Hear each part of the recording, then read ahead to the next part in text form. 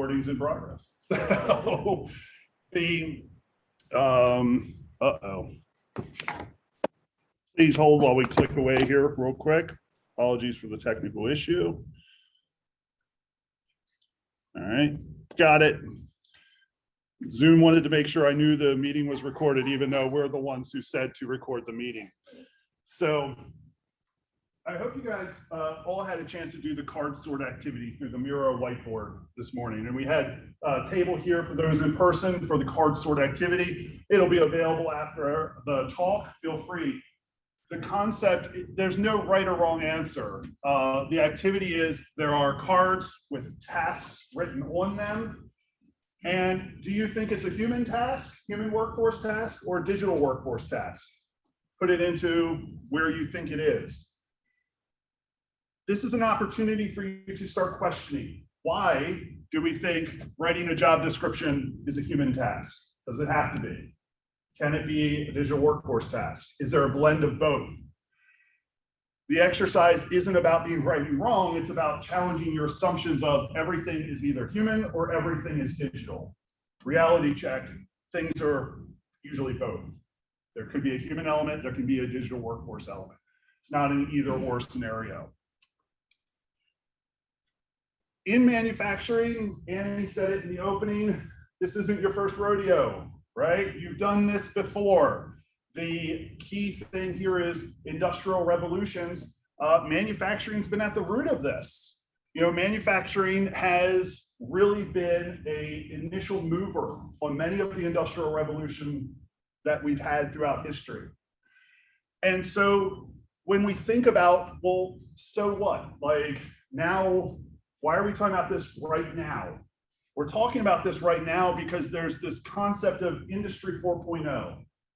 And in Industry 4.0, we talk about the merging of physical and digital systems to create more value, to transform how business is done. And when you think about this, and people are like, what? How? I don't understand it.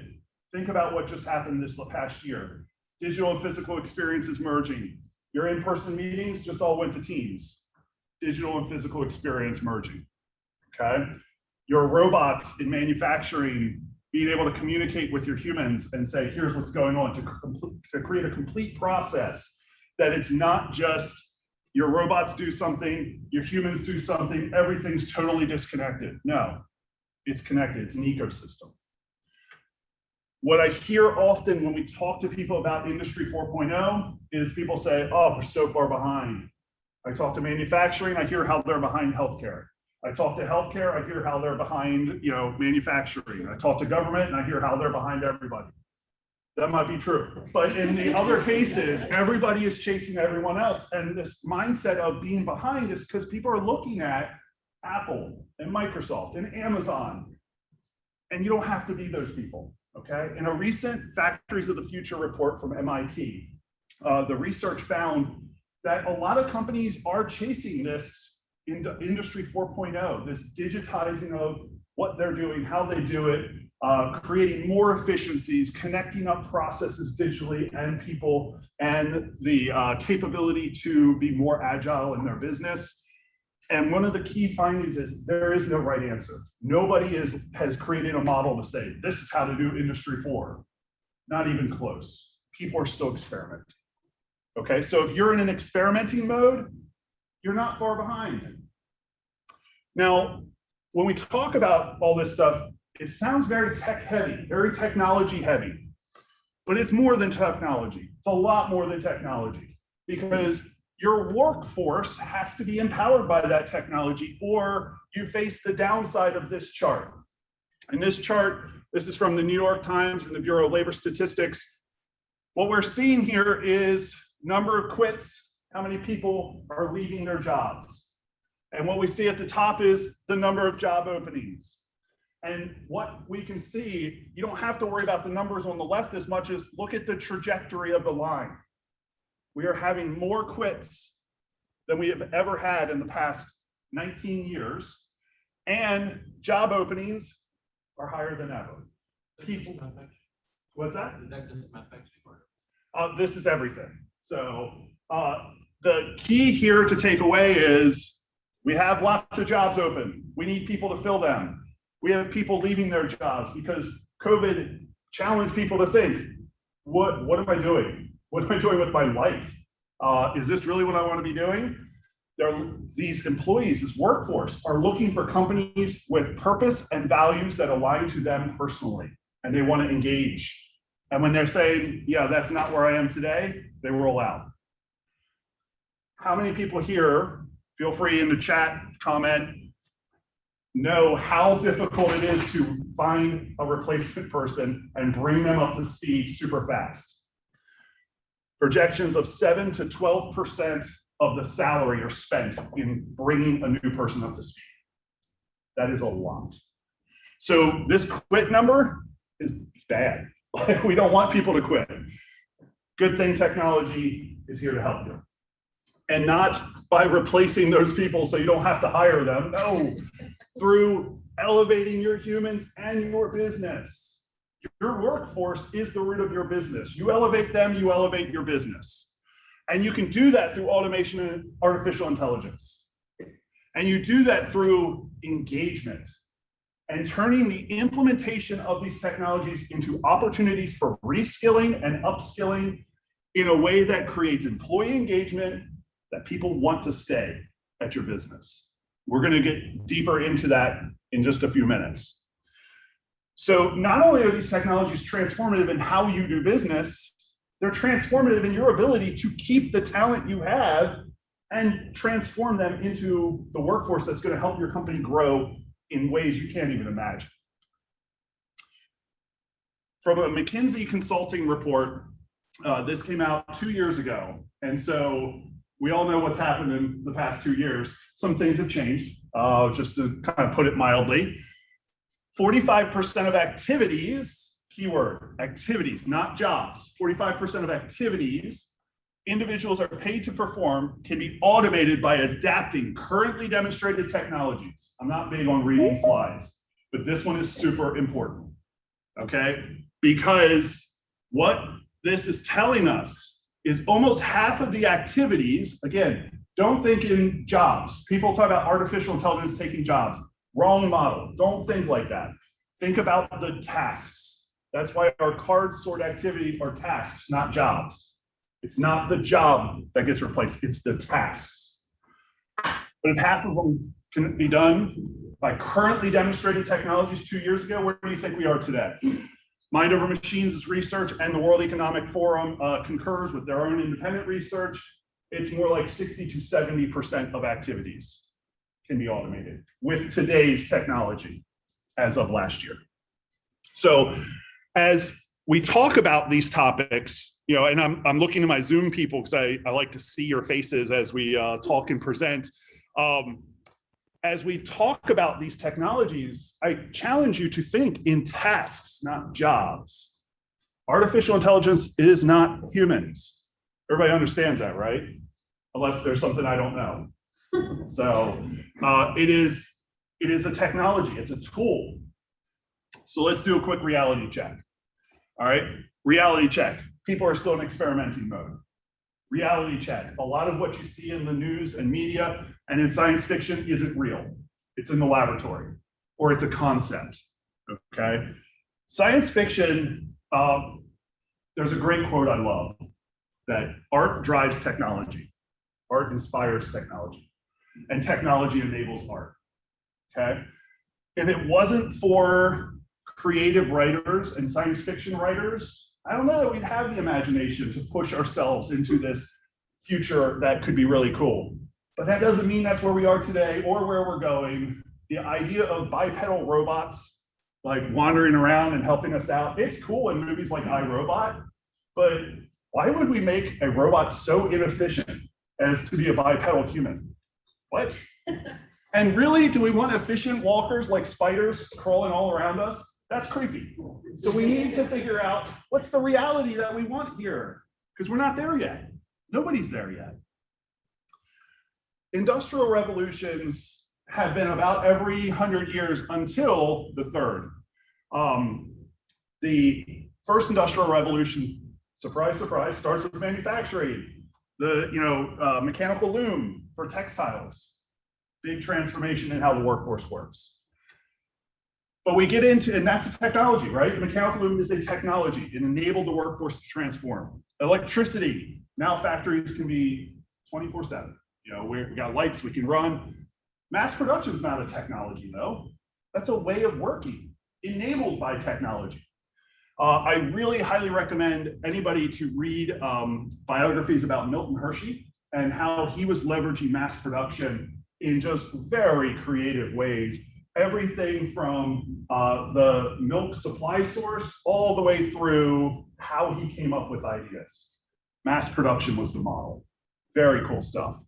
And then in the middle of the 20th century, computers and the internet show up. This is also when the Unimate robot shows up to be welding doors onto cars for GM. And it's pretty cool. It's pretty neat stuff. You look at the robot and you say, oh, wow, that can do interesting work. It's referred to as dirty, dull, and dangerous. That was the old mantra for robots. Use robots for that kind of work. Well, then Toyota sees the robot and says, man, if we rethink how we build with that robot enabling humans, we can totally transform how we do business. Whoa, Toyota Production System comes out.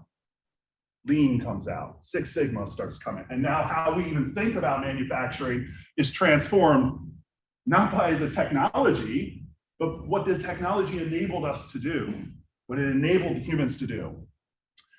Now we're into the fourth industrial revolution. The phrase was coined by Klaus Strauss, the president of the World Economic Forum, in 2015. So when we talk about timelines, that's what we're talking about. Like this fourth industrial revolution really started being talked about at that point, okay? Widely. Rumors, murmurs started before that, but that's where it widely gets kicked off. And the core idea is physical plus digital. So taking the physical world and smashing it together with the digital world and doing this in all kinds of ways, whether it's through tools like mixed reality and virtual reality to control construction equipment, where you have an operator using a VR gaming rig to control construction equipment. That's a lab thing, to be clear. Or you have where you have cobots, where you have a robot who is collaborating with a human to achieve a job. Digital plus physical. Let's get a definition out of the way. What is artificial intelligence? This is a huge topic that people can debate all over. I'm going to break it down to one slide in one sentence. So feel free to debate afterwards. But artificial intelligence, it's all about computers thinking and learning. Okay? To which I usually get asked, do you really think computers can think? To which I use this quote. Whether a machine can think is as relevant as if a submarine can swim. Does it matter? It's a tool. And that tool is important to know how it works. So my clicker is been, no, we don't want to download Git right now. So it's a good thing that Windows knows I'm presenting and wants to just prompt me to do everything right now. So artificial intelligence is a tool. A hammer hammers, screwdrivers screw, drills drills. The name is pretty self-explanatory as to what it does. But what does artificial intelligence do? Easy, does three things, okay? These are groupings. Artificial intelligence can reason over incomplete data. This is the whole machine learning thing you hear about, deep learning that you hear about. It reasons over data. Here's an example. Your assembly line is a series of machines that are working together to achieve a purpose and a goal. Using reasoning and machine learning, your AI system can be monitoring your assembly line and looking proactively for breakdowns so that you can schedule the training and schedule the changes before the breakdown occurs. Because as we all know, in an assembly line production, unexpected breakdowns are very, very costly, very costly. So you don't want to have that happen. Reasoning, that's the tool to help you there. There are many other tools, predictive analytics, all that good stuff, that's all reasoning. Understanding, the ability to sense what is happening. So it could be text that the AI system is reading to be able to understand, well, what is the person really saying here? You know, what is this invoice document actually communicating? We need to use tools like computer vision and text analytics. We can use computer vision to look at a picture and understand what's in that picture. I'll use PowerPoint as a very blunt example. As we were uploading these images, PowerPoint captioned them for us. So for a screen reader, and it comes up with, people talking at computer. You know, it's simplistic, but it's helpful. It tells you what's going on. When we talk about digital process automation, understanding those invoice documents, understanding paper documents, because I mean, how many people's business still uses paper, right? I mean, that's not gone, that's a thing. So understanding is very powerful. Interacting. Anytime you talk to Siri, Alexa, Google, whomever you're talking to, you're experiencing the interaction capability of artificial intelligence. So it's not just voice, it's also gesture control. For people who have used devices like the HoloLens, where you're doing gestures to control what's happening in a mixed reality environment. This is not lab, this is actual companies, people that Mind Over Machines works with, implementing HoloLens devices to say, here is how to interact with digital assets through, I'm like moving air around, looks like Minority Report. Powerful stuff. This is all AI driven. Real quick terminology. Robots, hardware things that work on their own. They're usually signaled off that you don't go into the robot's area so it doesn't whack you, which happens. You know, people cross the security boundary or the safety boundary of the robot, it's a problem.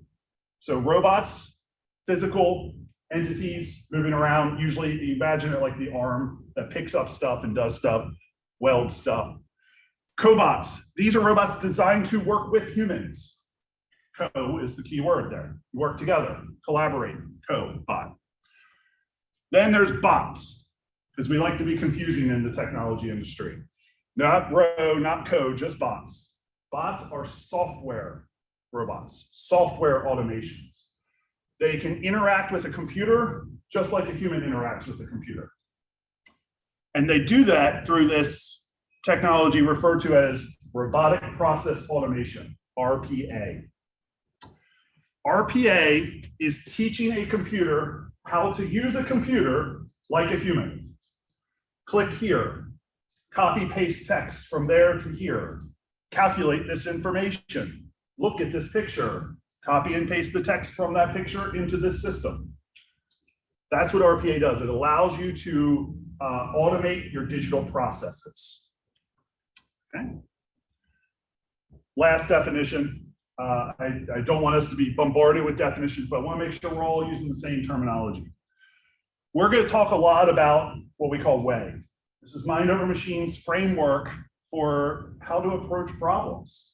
So in the world of manufacturing, you have concepts like TQM, total quality management. You have concepts like lean process engineering. You have concepts like design thinking. WAY is in a similar vein. This is a framework on how to address problems. And that framework is about empowering the workforce so that companies reduce risk and realize their ROI. Big problem in technology projects is not realizing the ROI that you set out to achieve.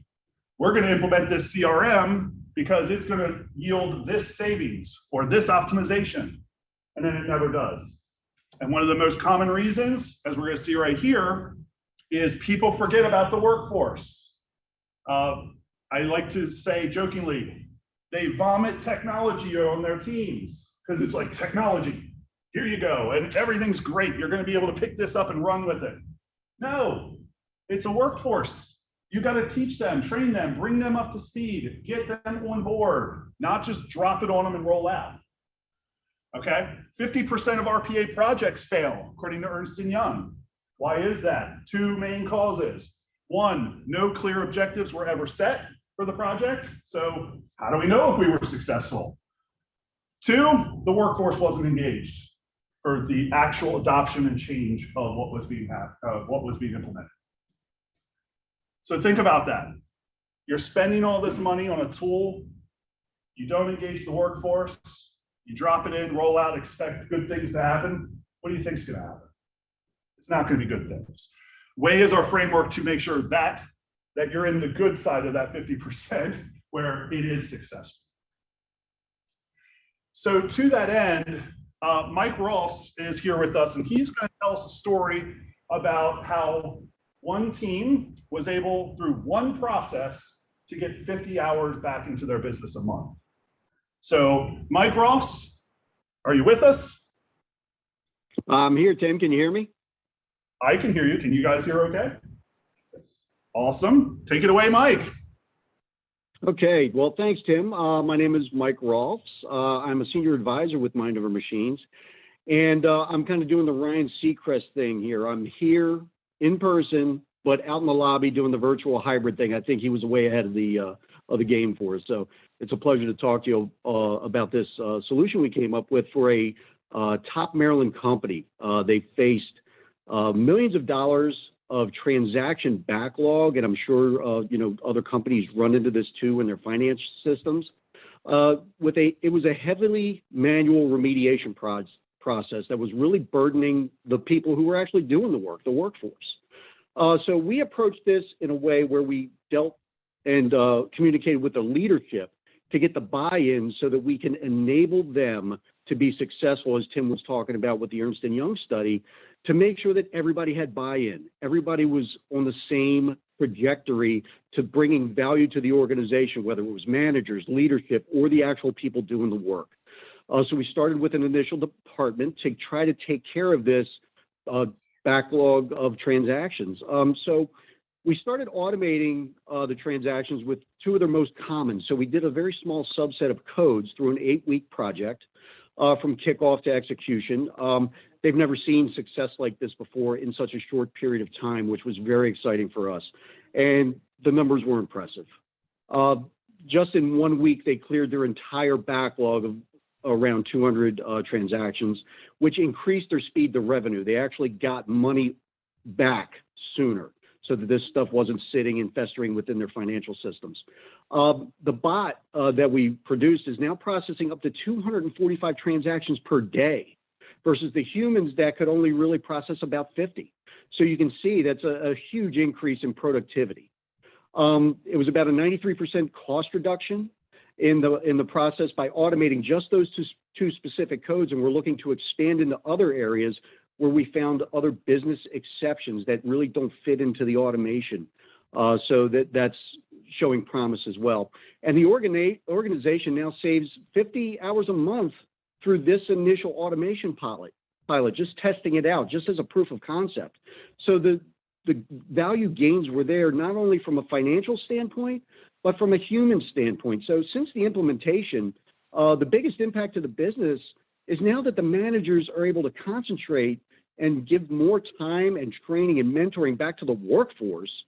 Now they can work on more complex transactions that really involve a human and bring better value back to the organization from the actual people that know and talk to their customers all the time. So now it's taking the anxiety out of automation. It's taking a champion identification of this effort for the other parts of the organization to make sure that, we can spread this around and really bring new capabilities throughout the enterprise and elevate our workforce to do more things and bring better value. So think to yourself after you look at this case study, how can I utilize 50 hours within my organization, 100 hours, whatever that is? So I appreciate your time. I hope this helps. And back to you, Tim. Thank you very much, Mike. I'm going to reshare my screen here. And, key thing, you might have heard the word workforce come up in Mike's commentary there just a few times. So it is about empowering the workforce. It is about creating that transformative change. And I want to highlight again, one team, one process, 50 hours back. Put that at scale. 2 teams, 10 processes. That's a lot of time back to your business. So as we get going here, as my clicker allows, talking about workforce. Let's dig in deeper to this whole workforce and artificial intelligence discussion and really kick it off with the Luddites. So those of you who are connected and online, we have a Miro whiteboard that you can jump into, and we would love your perspective on the following question. How does your team view automating their work? Not somebody else's work, not this theoretical automating something, no, their own work. We have encountered people who have everything from the reaction of, no, thank you, we're good, we've got this. It's always worked this way. So we don't want to create that kind of mindset, right? We don't want people to be like, no. On the other side of the spectrum, you have people like, yes, let's do this. I'm so excited about it. They need direction. They need focus. So this is a spectrum. So while you go fill out the Miro board, for those who can, I would like to talk to you a little bit about the history. So the Luddites were this group who had a very negative reaction, so negative that history has remembered them and has made it into a term we use. Oh, what a Luddite, somebody who doesn't like technology. The reality is, in that history, technology was not the problem. Technology was not the problem. The work practices were the problems. The rules the employers were creating were the problem. The Luddite people, they were masters of these tools. They knew how to use these tools. They were doing this work, but they were protesting against unfair work conditions and policies. And how did they do that? They destroyed the most valuable thing to the employers that they could think of, the machines. So as you think about this, reflect on your own workforce. Are they going to be uprising against your machines? Because it's not the machine.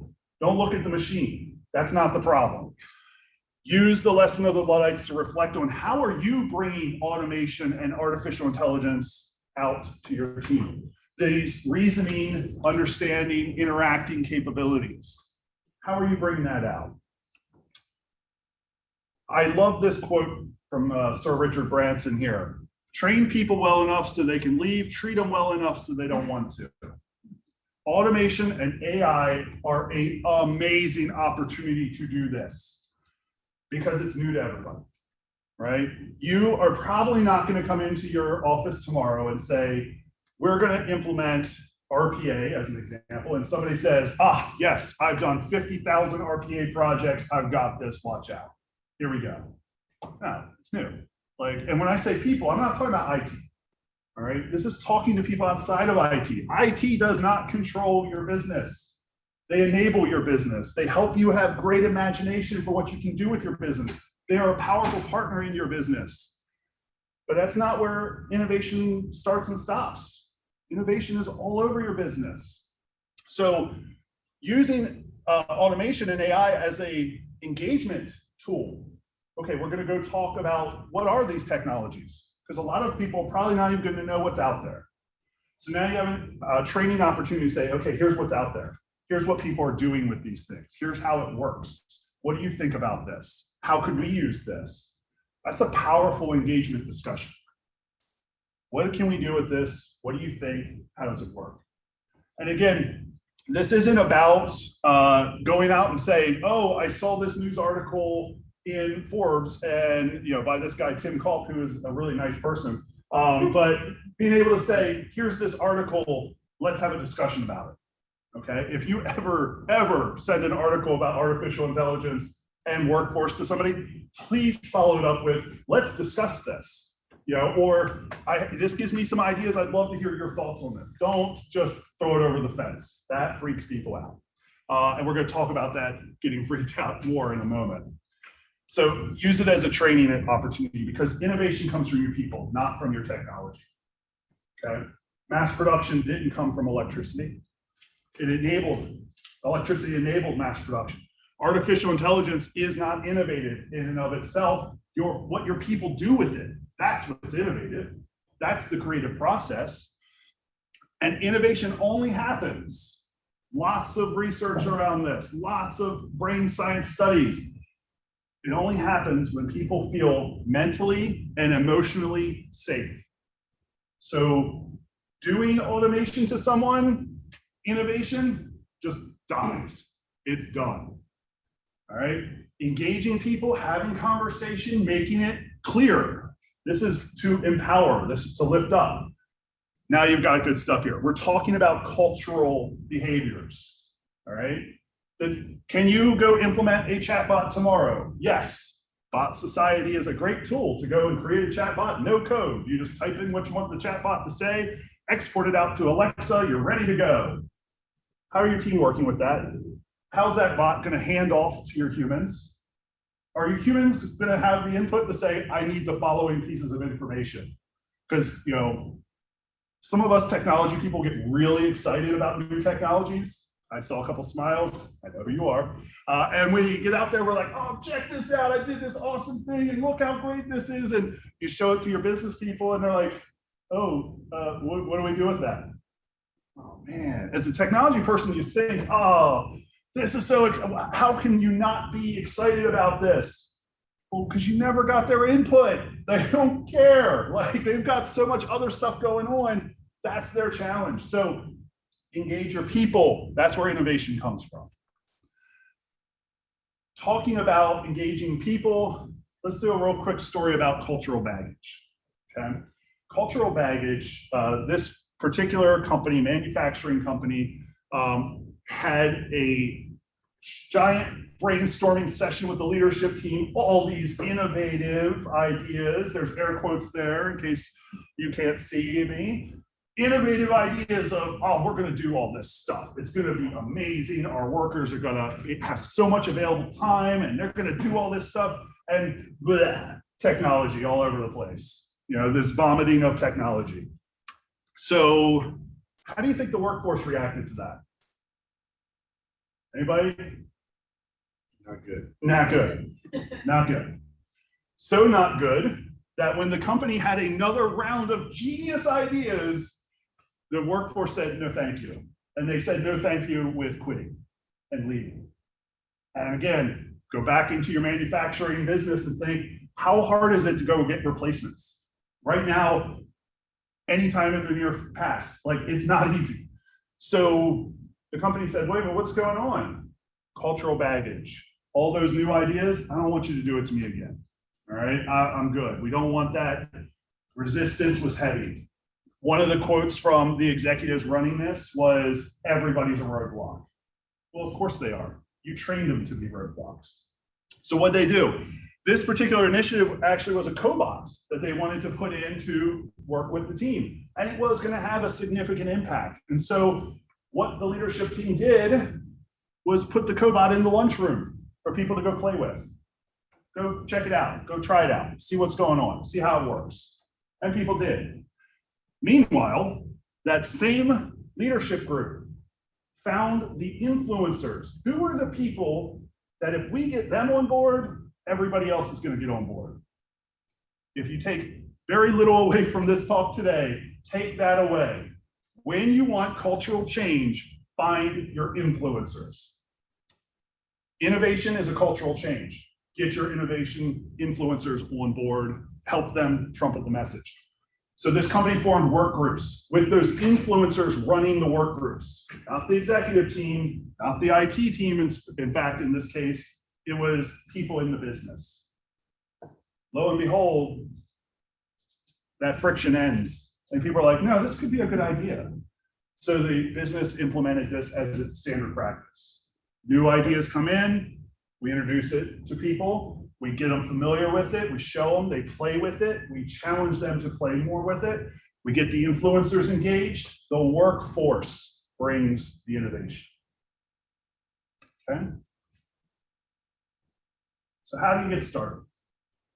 This is probably one of the most frequent questions that we get after we're talking about this stuff is, yeah, but how do I get started? Or I've tried and it didn't go well. We see a lot of that. And that's, you know, new technologies come out, people get excited about it, they go off and sprint to the races, and it doesn't go as planned. Usually because of the workforce wasn't engaged, or there wasn't a strategic goal set. So to get started, people, goals, metrics, keep it that simple. Artificial intelligence especially, there's a lot you can do with AI, whether it's your cobots being able to literally talk to the staff to say, okay, now what do you want me to do? Or now we do this. Or again, I'll stick on the talking thread, telling Alexa, this is what I want you to do right now, and Alexa does it. And again, we think about Alexa as a consumer product, but they're not in the lab, in real business. People are bringing Alexa into the office to make it as a tool for people to be able to walk up to, because Alexa can do speaker identification and say, Alexa, please block this off of my calendar, thank you. And Alexa does it. This is artificial intelligence in action, in reality, in the, what's happening today. Cortana, Microsoft's personal assistant.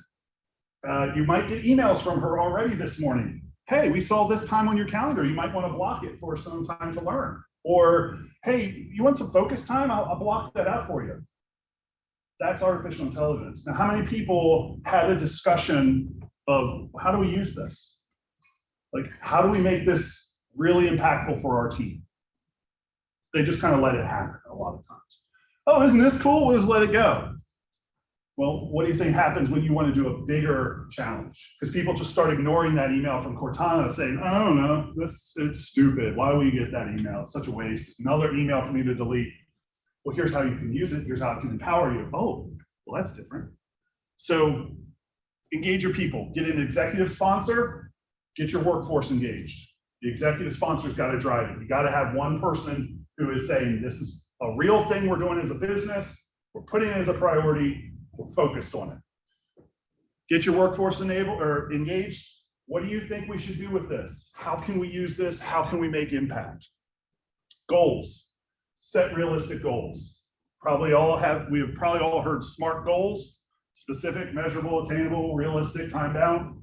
Okay. Set realistic goals for yourself. Make sure that they're actually measurable using metrics. So I say this and a lot of people are like, well, yeah, of course. Of course we need to make sure our goals are measurable. Of course we need to use metrics. But I would challenge everybody to reflect on past exercises they've done to transform their workforce. Did you really have goals? Did you really have metrics? Did you share those stories with your team? Here's where we're going, why we're going there, and how we're measuring success and value. Start with these three things. Okay, and don't try to start with everyone. Start small. Now, I'm really excited about this next bit here. Mind Over Machines has partnered with Howard Community College and our awesome teams there to develop out a curriculum to help you build a workforce ready for digital transformation.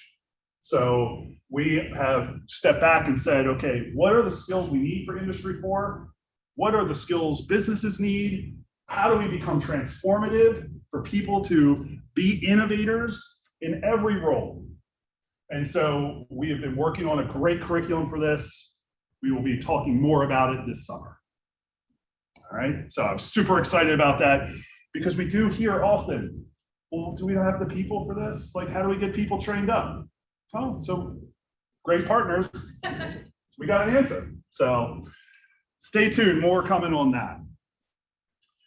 So you're getting ready. You've got your executive sponsor, which is critical.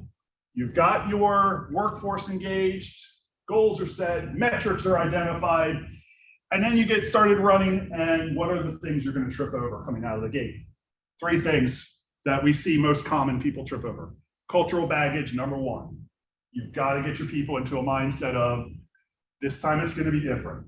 If you've had recent failures or even long history failures, you'll be shocked at how people come up and like, yeah, remember that project we did 20 years ago that didn't go right? Like, what? I wasn't even here 20 years ago. That happens. That's a real discussion that happens. Be ready for that. Here's how it's different. We're engaging the workforce. We have this executive sponsor. We are working with the influencers. Navigate that cultural baggage. Number two, do not try to do everything at one time. No big bangs. No, oh, we need a whole enterprise corporate strategy around artificial intelligence before we can do anything. No, please don't do that. That's horrible because you'll never start. All right. There's always somebody else who has an idea. Pick one department, start there. Okay. Because that people, goals, and metrics gets really real when you walk into finance and say, let's work, let's do this. Hey, here's some artificial intelligence tools that we've been hearing about. I just heard from this talk about how this one company got 50 hours back through a finance process that was automated. Do you want to talk more about that? Let's examine that. That's a great conversation to have. Not, okay, whole company, every department's changing. Recipe for disaster. Don't go there. Number 3, and this is not, I'm not trying to be a commercial for Mind Over Machines, but I'm going to be very blunt and say, do not try to go it alone. This whole AI automation world is rapidly transforming. It is fast paced. Who is a big player today changes tomorrow. And a great example of this was last year, Microsoft shows up in the RPA market with a tool that's just like, whoa, where did this come from? Just out of the blue. And then said, okay, yeah, everybody who has Windows 10, you've got this automatic. This RPA tool is now cooked into your operating system. What? Meanwhile, you have companies like UiPath who are creating amazingly great tools that are creating very rich tools that have a totally different use case than some of what Microsoft's doing. So partners help you figure out what's the right tool to use in the right situation, because this market is getting crowded, complex, and there's a lot of energy in it right now. So, and I don't see that changing anytime soon. Don't go it alone. So talking about partners and not going it alone, Dave Bossy, come join us and talk to us about this case study where team members didn't have to go it alone. Thanks, Tim. You Appreciate want the it. clicker? No, I don't. Okay. need the clicker. It might work. So my name's Dave Bossy. I'm one of the senior advisors here at Mind Over Machines, and I really wanted to share a very applicable use case to obviously manufacturing in our conversation today around RPA. I'll try to be brief, but there's a whole lot that I would really like to touch on. So first of all, very passionate about RPA. I have a background in manufacturing, so I've seen the direct impact of these types of efforts in an extremely positive way for the workforce, directly helping people do what they do better with more information, with more data, and with more scale. So specifically to the use case I'd like to share with you today, this particular client was faced with a challenge that really turned into a great opportunity to learn and to enhance their own business operations. After attending an event very similar to this, they reached out to us to say, hey, how do we operationalize and engage in RPA and robotic process automation? How do we bring this to life within our own organization? So they came to us with 2 very specific processes in mind. Very high hands-on, I don't want to call them labor intensive, but the duration, the cycle time for those processes was very long and required a very significant amount of human intervention and oversight throughout the entire process. So that challenge really turned into an opportunity because engaging with our organization, we sat down with them and really said, let's start from the beginning and really go deep into discovery and understand how these processes are executed, document the processes in detail, and really look to identify opportunities to make the process more efficient, not immediately jump to the technology. So in doing that, these 2 initial processes, phenomenal results back to the client, right? So we were able to take a process that had basically 60 steps and reduce that down to 1 click. We took a process that took weeks to complete. It was now being done literally within a day, right? So we were returning and reduced that cycle time for that process by 80%. That's astounding. So that's not really the impact though. That was just kind of the solution, right? To fix the problem. The impact is certainly more systemic to the organization. And it really goes around creating a culture within the organization to empower the workforce by helping them establish a center of excellence to where they can embrace automation and how to analyze processes, identify opportunities for efficiencies, and then look to technologists to help them automate those using technologies to automate those processes where it really is going to bring value. So the impact is data-driven decision-making. Obviously, having the ability to dashboard and really view your business and understand how those processes are performing and impacting your organization. And then, as I mentioned, establishing a team of individuals inside the organization that culturally want to analyze processes and make those processes more efficient for the benefit of the entire organization. And if you noticed, I didn't say anything about workforce reduction because this organization was being challenged with trying to enhance their workforce. They were struggling with what many of us are today, dealing with not being able to grow our organization, acquire resources and scale those resources quickly enough to meet demand. So it was a great opportunity to work with this organization. We're still actively engaged with this organization. And there happens to be a quick sidebar, and I apologize, I'll digress for a minute. But the key employee who was really overseeing these initial two tasks, these initial two operations within the organization, had a health emergency.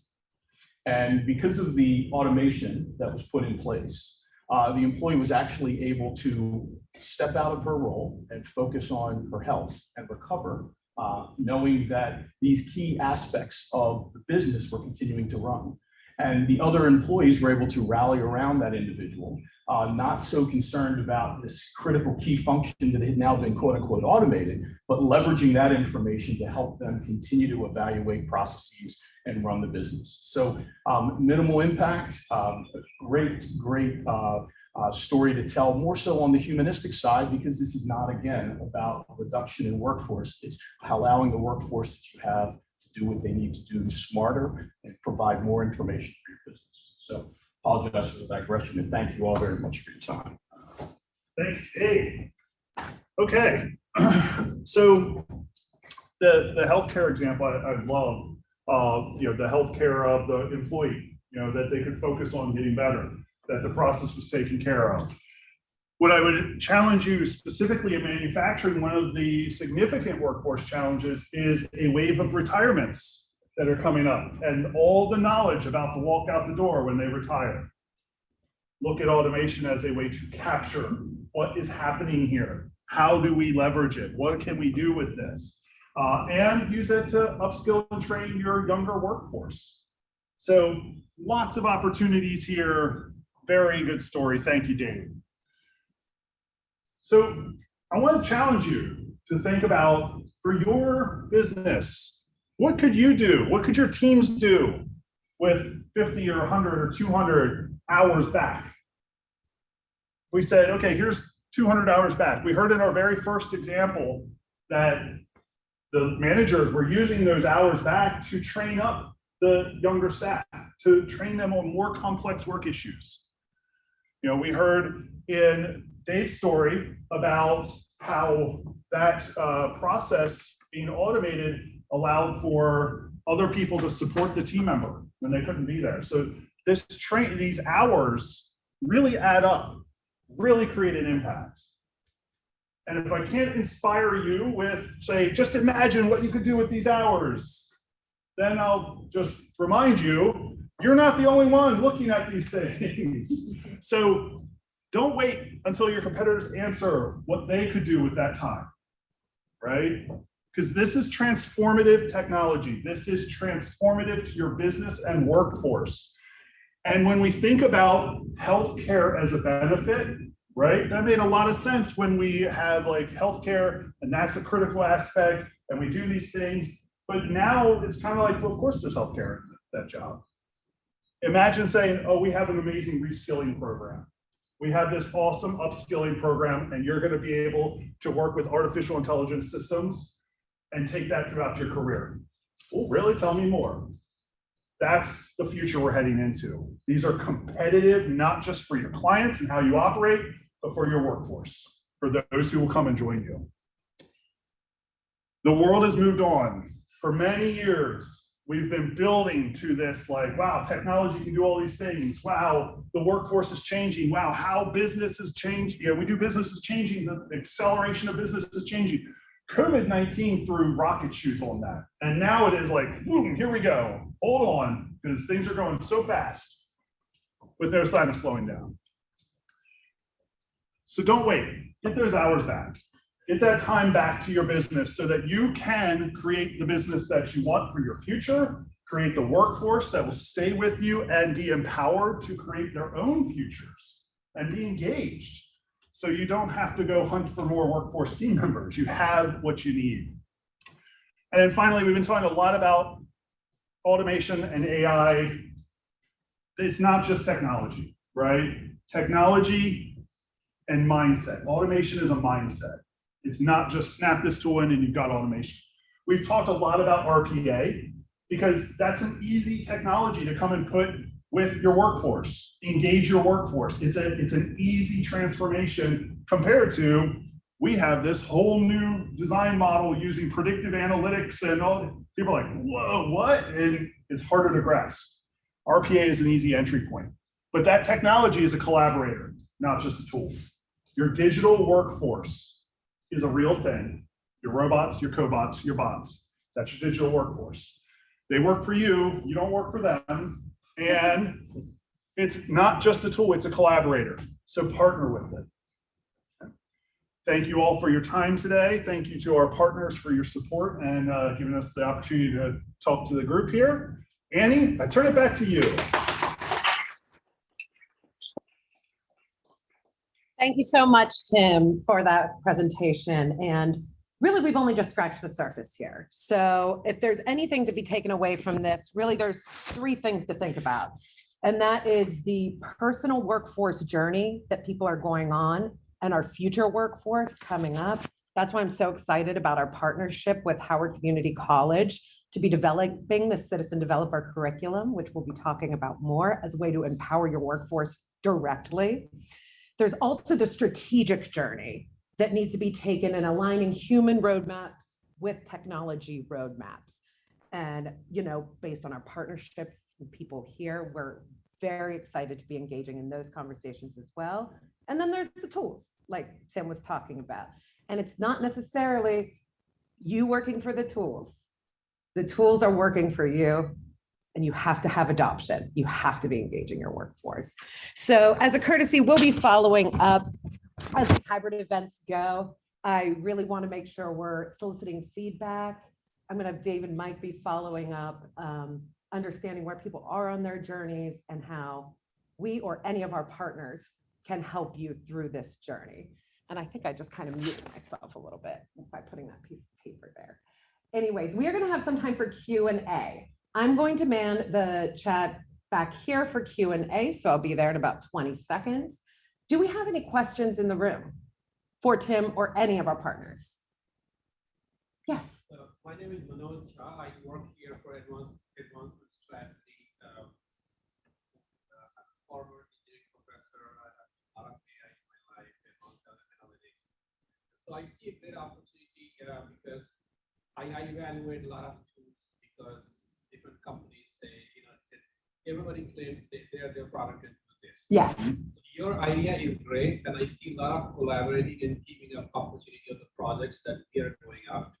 So I'll be very happy to speak with you later about those things. But this is a great idea, you know, with which you came up with this company. Thank you. Yes, thank you. And just to repeat for people on the chat. Yeah. So we had a question, well, a comment in the room about, you hear this a lot, right? You hear this, oh yes, we're gonna come in, we're gonna change the world, we're gonna empower everybody. And sometimes it ends up being marketing fluff. I'm in marketing, so I know fluff when I see it. But with the sheer collaboration of these partners and the research going into it, there's excitement about what this could be for companies and industries. So Annie, I think to that point, I think in the not so distant past, business process optimization was an engineering function, and it was really about just driving efficiencies. And unfortunately, some of the ramifications for that were about workforce reduction. And what our focus is here is ascension of that workforce and really engaging those individuals who know these processes, who work in these processes every day, are the owners of those processes, to really provide them with the tools, not just to do what they do better, but to make them and do them in a more informed way. So it's just very exciting. It's a different perspective besides just looking at it purely from an engineering or a technology perspective. Yeah, so initially, when I saw your, AI in the manufacturing, I was looking more for specific manufacturing examples. You didn't have one though, that warehouse thing, but then you talked a lot about this workforce development. So I got the idea that you can, so you're like the intermediate, the thinking, the brain, before bringing AI, and I think you can apply any, you can solve any problem that fits that frame. Yeah, thank you very much. Question? So question, comment, a perspective. But when I'm looking at this, obviously, we all know that the world is going towards that, the digital plus physical. And then you see where are we on the ground. So I would love to know your perspective.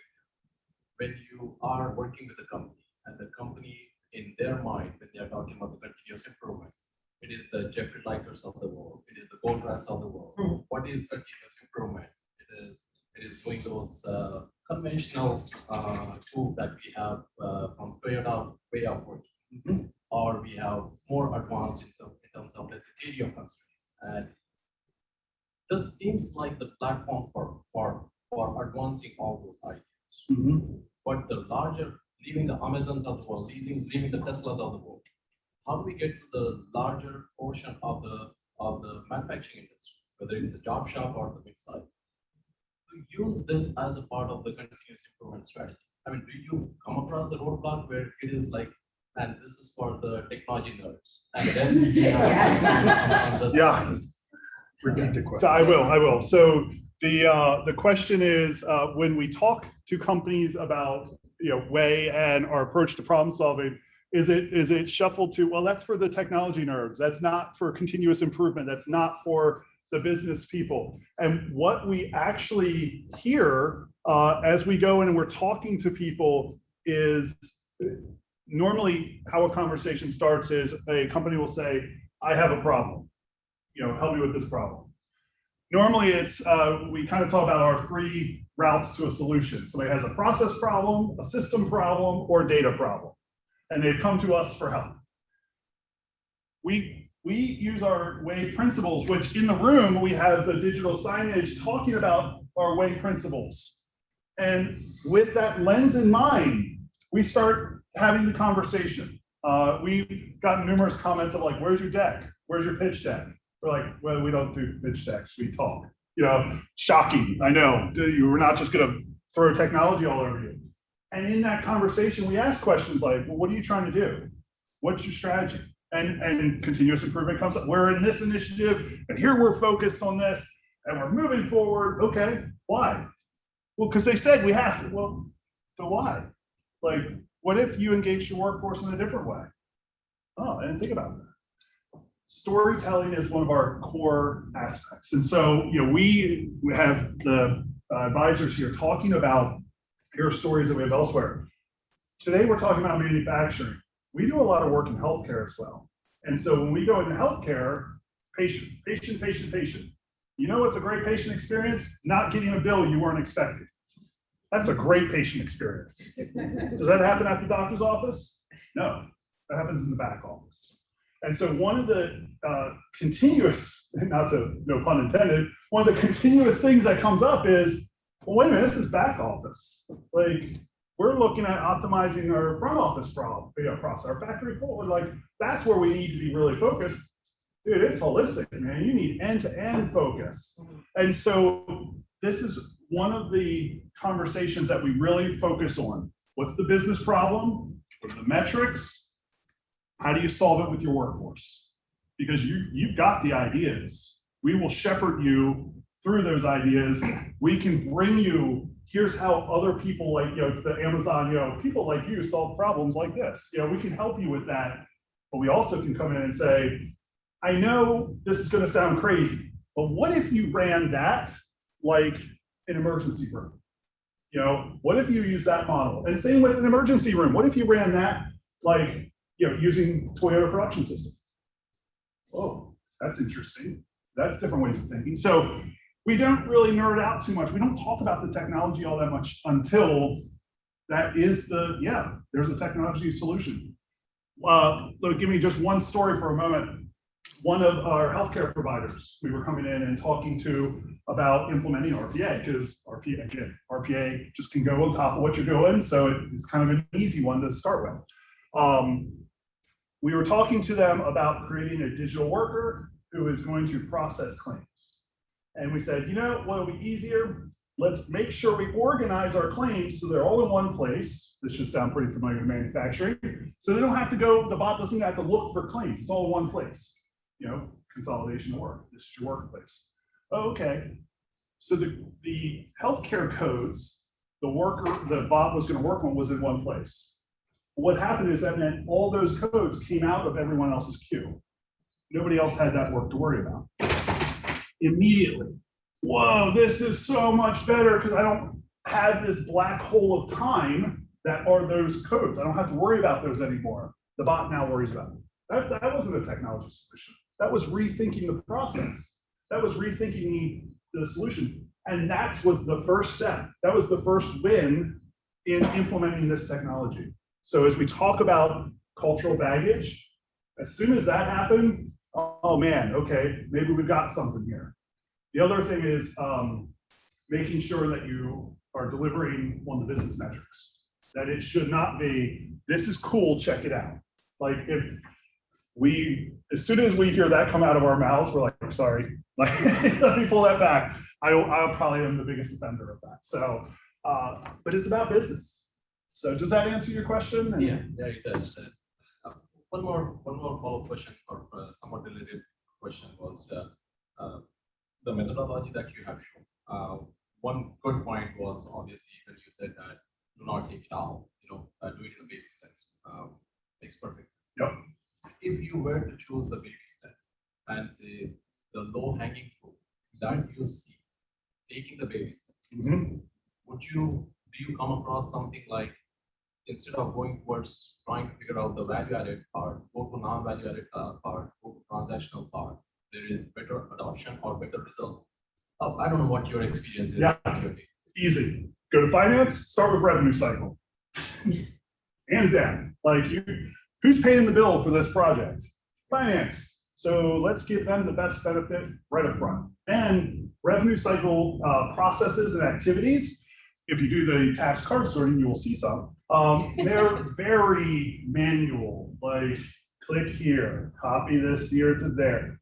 It is ripe for a digital worker to handle this.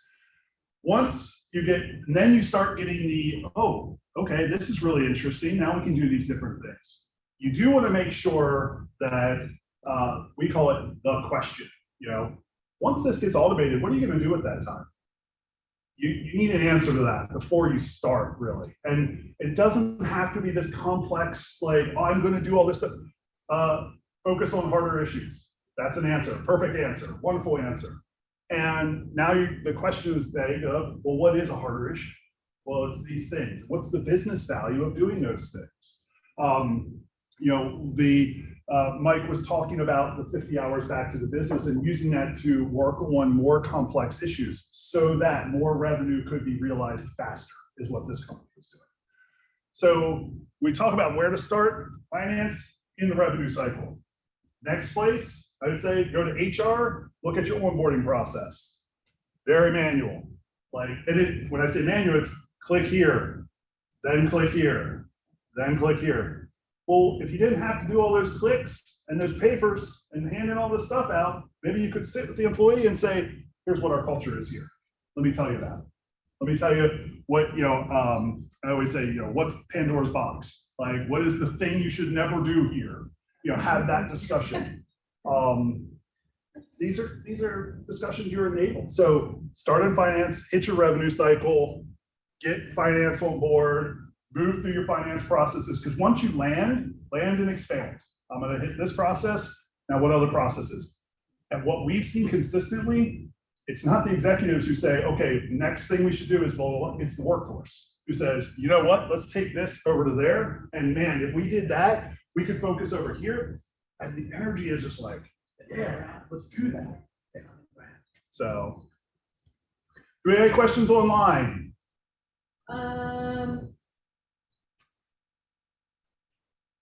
Not at the minute, no. Oh, man. Does anybody want to put a question online and pretend like it was always there? Other questions? So we are actually nearing our end time here, and I want to be respectful of everybody's calendars.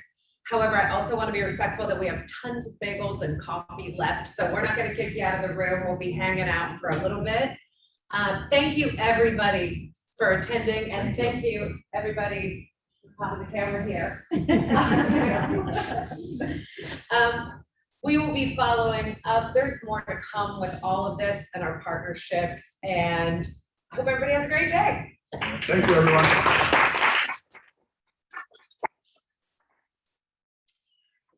All right, Dave, I'm going to undo what I did to you.